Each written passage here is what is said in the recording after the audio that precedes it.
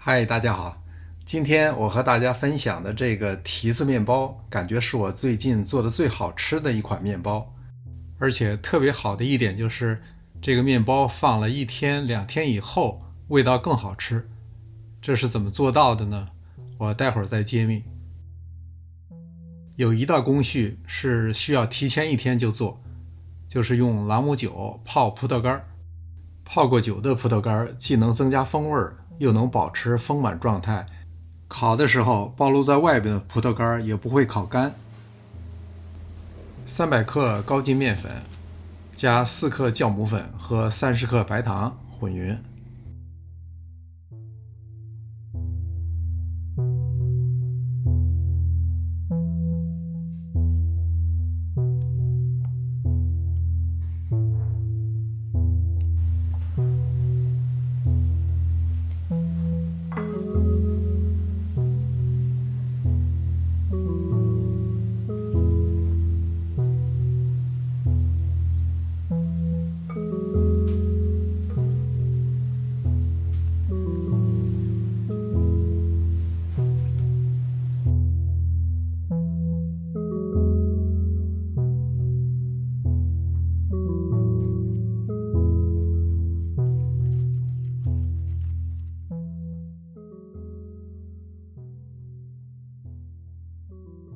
和这个面团最后还是要上手的，不过这个面团比较稀，如果使劲揣，就会越揣越粘手。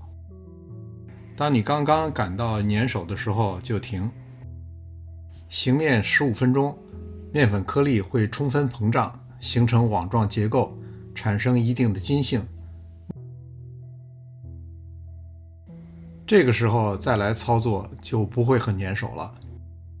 先不用可劲揉，一会儿有你施展力气的时候。现在趁着面的筋性差，压扁展开，把20克切成小粒的黄油包进来。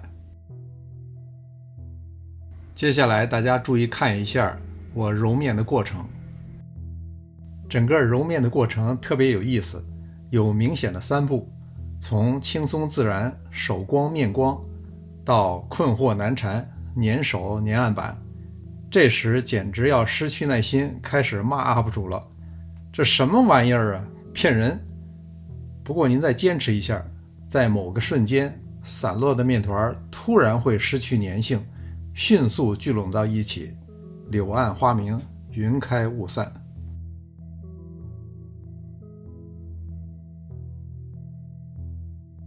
别高兴太早，没完呢，还需要施展一些武功，来一通左勾拳、右勾拳，外加推拿大法。那什么时候才算揉好了呢？这么说吧，要直到光洁如处子皮肤，抻拉可薄如蝉翼。如果你有除湿机的话，就不用这么费劲，用除湿机来和就好了。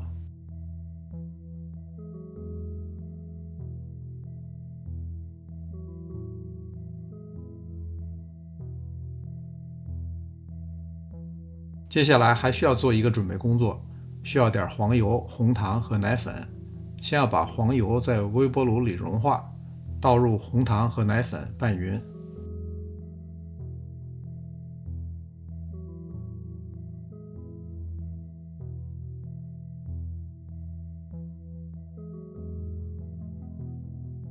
这时候看起来比较稀，黄油凉了以后就会干一些。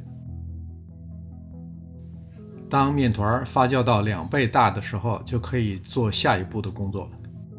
很多人接下来的操作是使劲揉面，把气泡揉出来，但是那样面的筋性非常大，再擀平非常难。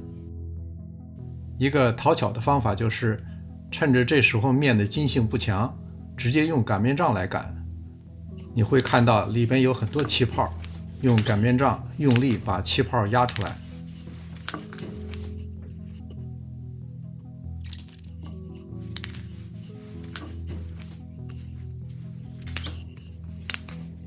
然后再慢慢整理成方形。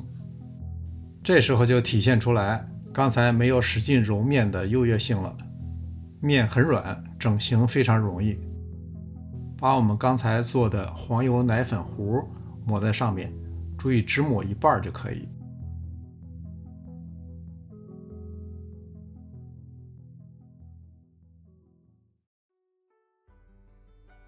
涂抹均匀以后，就可以把葡萄干也放上来。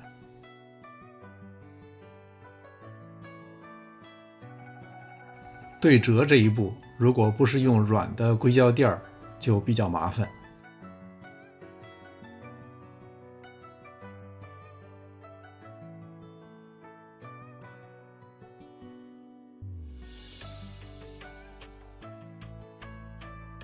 整理好以后，撒上一点不面，接下来还要再翻一次。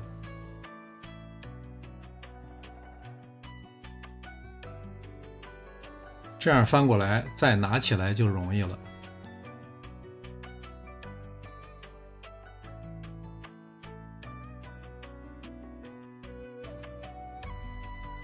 我计划做8个面包，先大致标记好以后再切。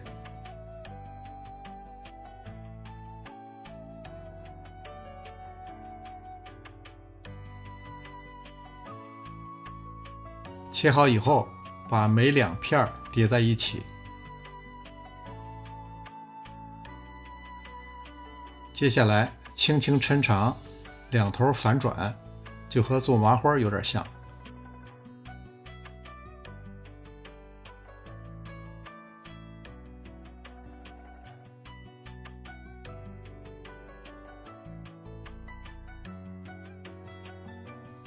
最后把散开的一端压实就好了。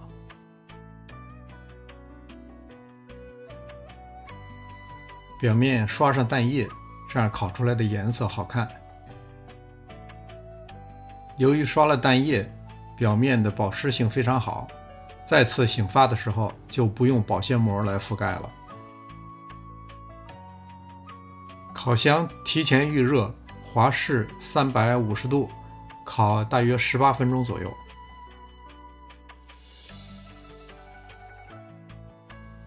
趁着面包很烫的时候，表面刷一层薄薄的黄油，不只是增加亮度，这就是面包第2天还能保持松软湿润的主要原因。谢谢观看，希望看到您的留言，也希望您点赞订阅。这里是上师厨房，我们下次再见。